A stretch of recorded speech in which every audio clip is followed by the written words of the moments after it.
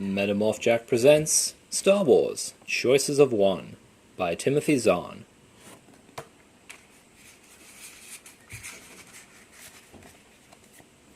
The choices of one shape the futures of all.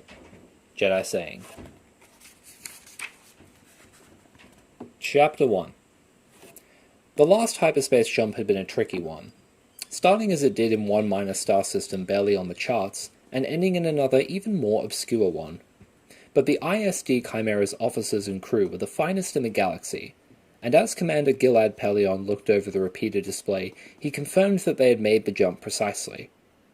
He strode down the command walkway, gazing at the Chimera's long prow, wondering what in space they were doing there.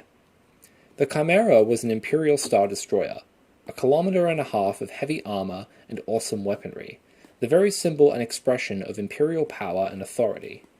Even the arrogant anarchists of the rebellion hesitated before going up against ships like this. So with that same rebellion boiling over ever more loudly and violently across the Empire, with Lord Vader himself tasked with tracking down and destroying their leadership, what in the name of Imperial Center was the Chimera doing on passenger transport duty? "This is insane," Commander Calo Drusen muttered as he came up beside Pellaeon. "What in the galaxy is Command thinking of?" "It does seem a bit odd," Pellaeon said diplomatically, "but I'm sure they have their reasons." Drusen snorted. "If you believe that, you're a fool. Imperial Center has gone top-heavy with politicians, professional flatterers, and incompetence. Reason and intelligence went down the garbage chutes a long time ago." He gestured to the star-lit sky in front of them. "My guess is that someone's trying to impress everyone with his ability to move fleet units around." "Could be, sir," Pellaeon said, a small shiver running up his back. In general, Drusen was right about the way the Imperial Court was going, even though the ship's captain shouldn't be discussing such things out loud. In this case, however, Drusen was wrong, because this particular order hadn't come from some flunky at Imperial Center. That was how it looked, and how it was clearly intended to look. Unlike the captain, though, Pellaeon hadn't taken the order at face value, but had taken the time to run a backtrack. While it had indeed come through the proper channels from Imperial Center, it hadn't originated there. It had, in fact, come from an undisclosed location in the Outer Rim. According to the top-secret dispatches Drusen had shared with his senior officers, that was where Grand Admiral Zarin was right now, quietly touring the edge of Imperial space aboard the ISD Predominant, which strongly implied that the Chimera's orders had come from the Grand Admiral himself. "Incoming ship, Captain," the sensor officer called from a starboard crew port. "Just jumped into the system. Sensors read it as a Cazelis light-class freighter." Drusen whistled softly. "A Cazelis," he commented. "That's a rare bird. They stopped making those years ago. We have an ID yet?" "Yes, sir," the comm officer called from the portside crew pit. "Code response confirms it's the Sabalan's Hope." Pellaeon cocked an eyebrow. Not only had their mysterious passenger arrived, but he'd arrived within minutes of the Chimera's own appearance. Either he had a highly developed sense of timing, or he was remarkably lucky. "Vector?" Drusen asked. "Directly starboard," the sensor officer called. "Range 80 kilometers. Not only practically on top of the Chimera in time, but in position as well. Pellaeon's estimation of the freighter's pilot went up another couple notches. Of course, not everyone saw it that way. "Criffing fool," Drusen grunted. "What's he trying to do, run us down?"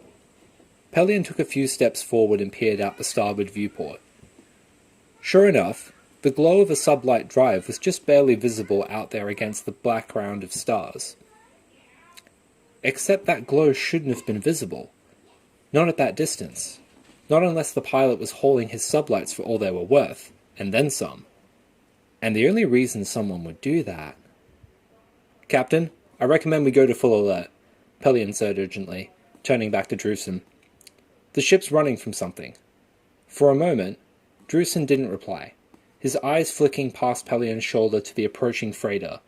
With an effort, Pellaeon forced himself to remain silent as his captain was working his way through the logic on his own, unhurried, methodical way. Finally, to his relief, Drusen stirred.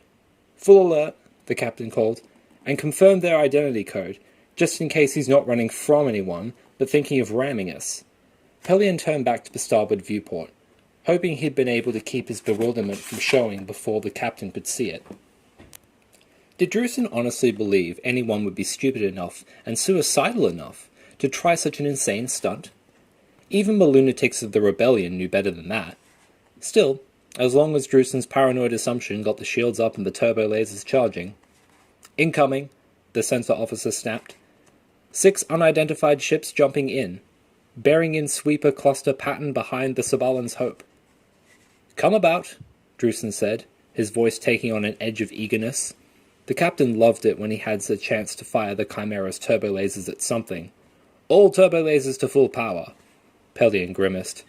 As usual, Drusen was following standard combat procedure. Only in this case, standard procedure wasn't going to work. By the time the Chimera was ready to fire, the attackers would have caught up with the Sabalan's Hope and be swarming it.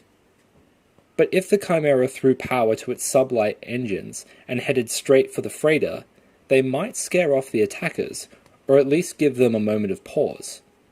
Closing the distance would also mean getting the turbo lasers' effective range a little sooner. "Captain, if I may suggest—" "No, you may not, Commander," Drusen cut him off calmly. "This is not the time for any of your fancy theories of combat." "Captain, the Sabalan's Hope is hailing us," the comm officer said. "Lord Ordo requests your immediate attention." Pelion frowned. Lord Ordo was the sort of name that belonged to the Imperial Court. Not in the way out here in the Outer Rim,